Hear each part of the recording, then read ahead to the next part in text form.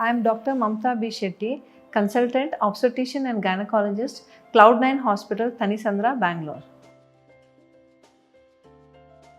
Contraceptive patch is a small adhesive patch which is applied on the skin, and thereby it slowly releases the hormones like estrogen and progesterones. So this acts as a contraceptive. So what does the contraceptive patch do? It prevents ovulation, so thereby preventing fertilization, and also it causes thickening of the mucus plug, thickening of the cervical discharge, thereby preventing the ascending of the sperm. So this thick mucus plug prevents ascending of the sperm.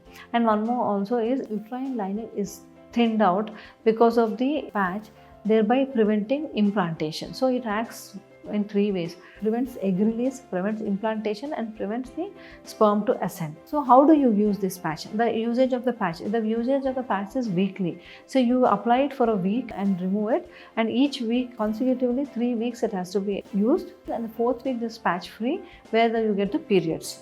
This patch works for duration of 3 weeks.